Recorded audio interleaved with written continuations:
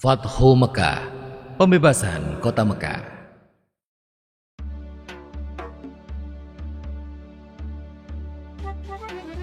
Awal bulan Zulkhodah, tahun ke-6 Hijriah, Nabi Muhammad bersama 1.400 sahabatnya bergerak menuju Mekah dalam rangka menjalankan ibadah umroh.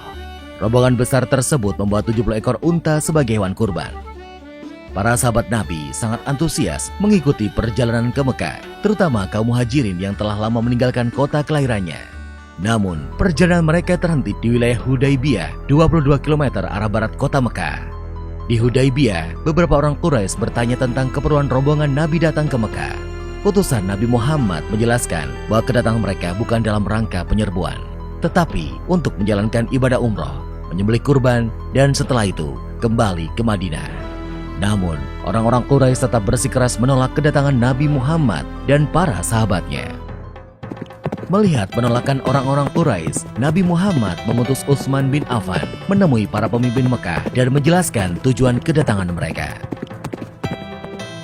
Utsman bin Affan diperlakukan dengan baik oleh para pemimpin Mekah.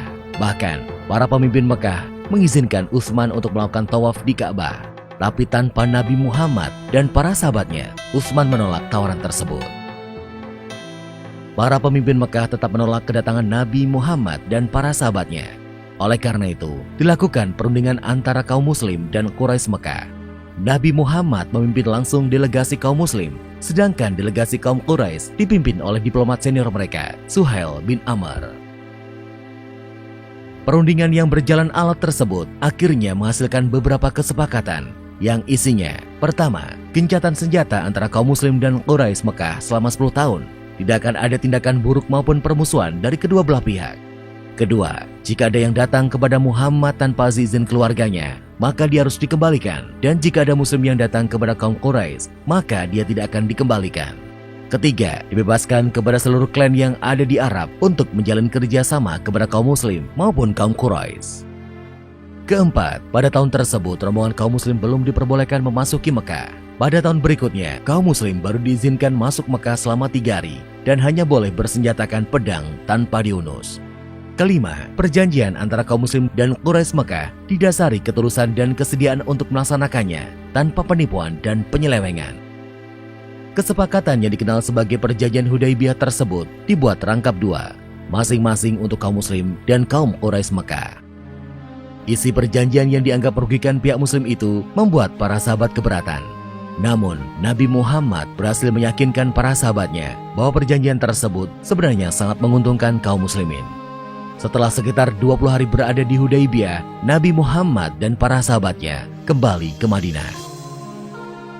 Dalam perkembangannya, seperti yang tercantum dalam isi perjanjian, 2 suku yang saling berperang, yaitu suku Khuza'ah dan suku Bakr, menjatuhkan pilihan mereka. Suku Khuza'ah bergabung ke kaum muslim, sedangkan suku Bakr bergabung ke Quraisy. Mengikuti isi perjanjian Hudaybiyah, suku Khuza'ah dan suku Bakr juga melakukan gencatan senjata. Meskipun sepintas perjanjian Hudaybiyah merugikan kaum muslim, namun secara diplomasi, Nabi Muhammad meraih kemenangan politik melalui perjanjian tersebut. Kaum muslim diakui eksistensinya dan Islam diakui sebagai agama resmi di Jazirah Arab. Selain itu, kaum Quraisy Mekah juga mengakui Madinah sebagai sebuah negara. Perjanjian Hudaybiyah ternyata tidak berjalan sebagaimana mestinya. Ketika pihak Quraisy melakukan pelanggaran, suku Bakar melakukan penyergapan terhadap suku Khuza'ah di sebuah oasis. Penyergapan tersebut dibantu oleh Quraisy Mekah. Pelanggaran perjanjian Hudaybiyah membuat Nabi Muhammad dan para sahabatnya mengambil keputusan penting menyerbu Mekah. Sedangkan di Mekah, para pemimpin Quraisy yang menyadari pihaknya telah melakukan pelanggaran mengirim Abu Sufyan ke Madinah untuk melakukan diplomasi. Di Madinah, Abu Sufyan menemui Nabi Muhammad dan memberikan penjelasan panjang lebar. Namun, Nabi Muhammad tidak menghiraukan Abu Sufyan. Selain bertemu Nabi Muhammad, Abu Sufyan sempat menemui Abu Bakar, Umar bin Khattab, dan Ali bin Abi Thalib. Namun, tetap saja Abu Sufyan gagal menemukan jalan keluar. Didera putus asa, Abu Sufyan pun kembali ke Mekah. Setelah bertahun-tahun, jumlah pengikut Nabi Muhammad semakin besar. Kali ini, 10.000 pasukan muslim dengan persenjataan lengkap telah bersiap menuju Mekah. Parade panjang 10.000 pasukan muslim memulai perjalanannya ke Mekah. Kali ini, pasukan muslim akan melaksanakan misi yang sangat menentukan, yaitu Fathu Mekah atau pembebasan kota Mekah dari tangan kaum Quraisy. Para pemimpin Mekah sama sekali tidak menduga kekuatan pasukan Nabi Muhammad. Nabi Muhammad membagi 3 pasukannya melewati jalan yang berbeda, sehingga musuh tidak bisa memperkirakan dengan tepat jumlah pasukan muslim. Ketika pasukan muslim memasuki Mekah, kaum Quraisy hanya bisa pasrah karena tidak mungkin melawan kekuatan sebesar itu. Abu Sufyan dan para pemimpin Mekah lainnya menyerah kepada Nabi Muhammad. Setelah menguasai Mekah tanpa pertumpahan darah, Nabi Muhammad mengambil keputusan yang tidak terduga dan tidak sesuai dengan tradisi bangsa Arab.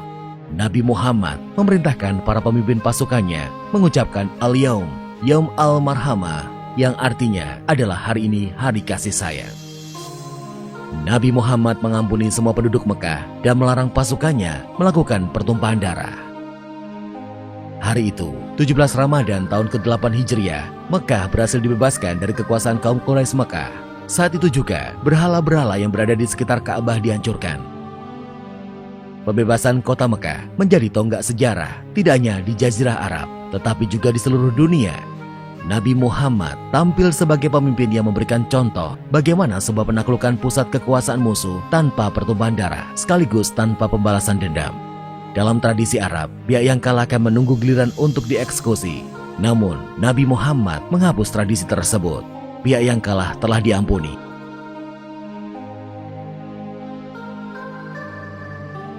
Setelah Ka'bah dibersihkan dari berbagai jenis berhala, Bilal pun diperintahkan Nabi untuk mengumandangkan azan.